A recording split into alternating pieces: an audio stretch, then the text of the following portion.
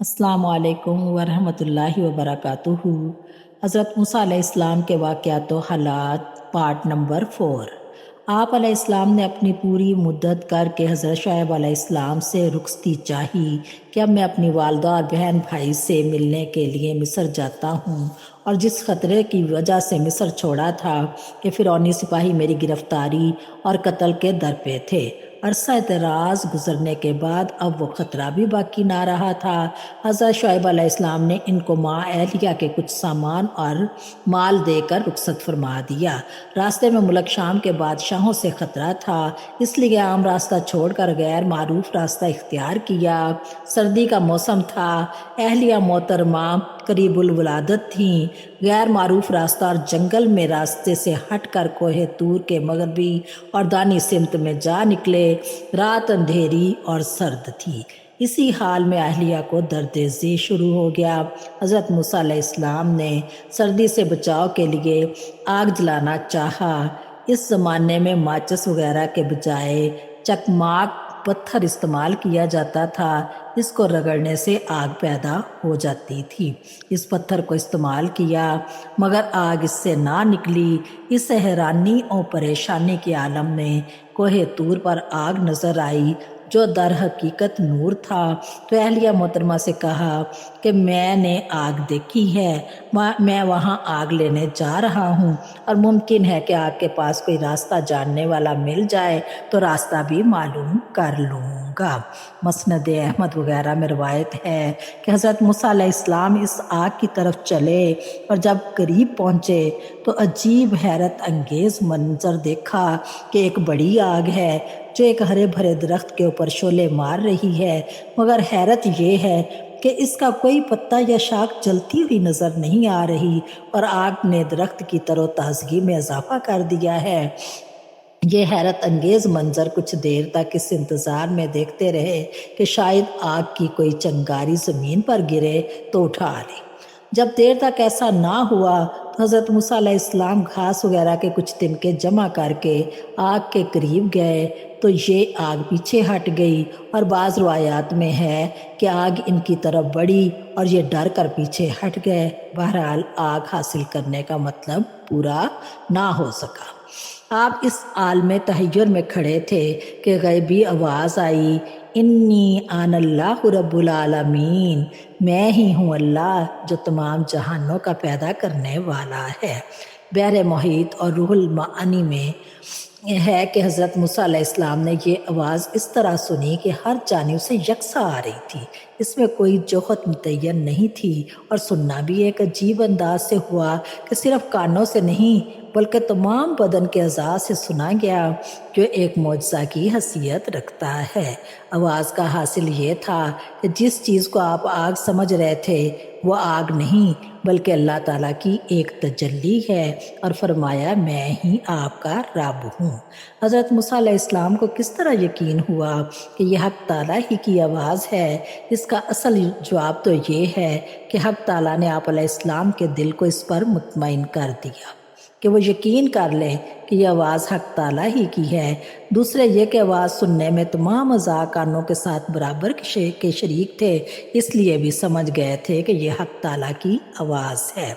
रूहुल मानी में रवायत है कि हज़रत मूसा अलैहिस्सलाम को या मूसा के लफ्ज़ से निदा दी गई तो उन्होंने लब्बैक कहकर जवाब दिया। अर्ज़ किया कि मैं आवाज़ सुन रहा हूँ, मगर आवाज़ देने की जगह मालूम नहीं, आप कहाँ हैं? तो जवाब मिला कि मैं तेरे ऊपर नीचे आगे पीछे और तेरे साथ हूँ। फिर अर्ज़ किया कि ये कलाम खुद आप ही का सुन रहा हूँ या आपके भेजे हुए किसी फरिश्ते का? तो जवाब मिला कि मैं ही आपसे कलाम कर रहा हूँ। फिर हुक्म हुआ अपनी दोनों जूतियाँ उतार दे, क्योंकि ये एक तुआ नामी मुकद्दस मैदान में है। ये हुक्म इसलिए हुआ कि ताज़ीम करानी मकसूद थी, जैसा कि काबा में जाते वक्त जूतियाँ उतारा करते हैं, या इसलिए कि बाबरकत जगह पर पाँव पड़ें। तुआ इस वादी का नाम था। हक़ ताला ने ज़मीन के ख़ास हिस्सों को अपनी हिकमत से ख़ास इम्तियाज़ और शर्फ बख्शा है, जैसे बैतुल्लाह, मस्जिद नबवी, मस्जिद अक्सा और वादी ज़ीतुआ। بھی انہی مقدس مقامات میں سے ہے جو کوہ طور کے دامن میں ہے۔ ابن کثیر میں ہے کہ حضرت موسیٰ علیہ السلام سے پوچھا گیا کہ تمہیں تمام لوگوں میں سے ممتاز اور پسندیدہ کر کے ہم کلامی کا شرف کیوں بخشا؟ آپ علیہ السلام نے جواب دیا کہ مجھے معلوم نہیں۔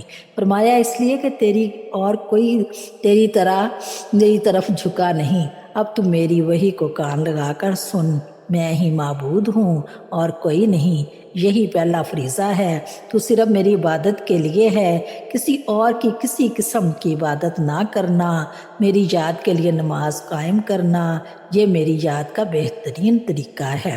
اور اس کے ساتھ ہی اللہ تعالیٰ نے 2 معجزے عطا فرمائے۔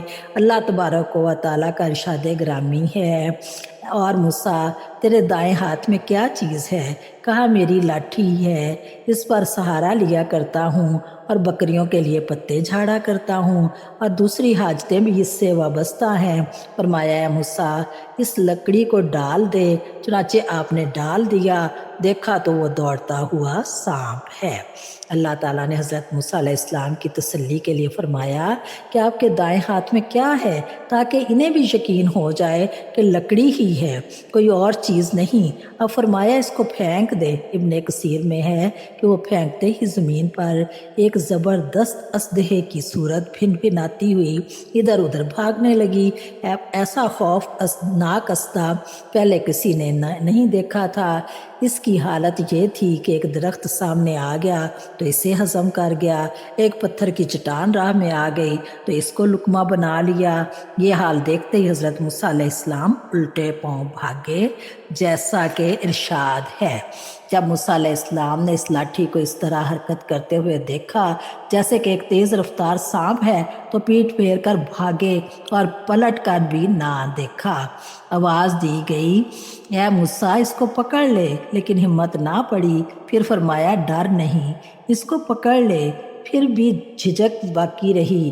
پھر فرمایا تو ہمارے امن میں ہے، اب ہاتھ بڑھا کر پکڑ لیا، جیسا کہ ارشاد ہے اس کو پکڑ لے اور ڈر نہیں۔ ہم اس کو ابھی اس کی پہلی حالت پر لوٹا دیتے ہیں۔ آپ کا دوسرا معجزہ یہ عطا کیا گیا، فرمایا کہ اپنا ہاتھ بغل میں ڈال کر پھر اسے نکال لو، وہ چاند کی طرح چمکتا ہوا نکلے گا۔ یہ نہیں کہ برس کی بیماری ہو یا کوئی اور عیب ہو، جیسا کہ ارشاد ہے اور ملا لے اپنا ہاتھ طرف بازو اپنے کے نکل آوے گا سفید بغیر برائی کے، یہ دوسری نشانی ہے۔ دوسری جگہ ارشاد ہے یہ دونوں چیزیں فرعون اور اس کے سرداروں کے پاس لے جانے کے لیے تیرے رب کی طرف سے 2 سندیں ہیں، بے شک وہ بڑے نافرمان لوگ ہیں۔ یہ دونوں معجزے یہیں پر اس لیے ملے تھے کہ آپ خدا تعالیٰ کے ان زبردست نشانیوں کو دیکھ کر یقین کر لیں۔ یہ دونوں معجزے دیکھ کر حضرت موسیٰ علیہ السلام کو بھی یقین ہو گیا کہ کلام کرنے والے باری تعالیٰ ہیں۔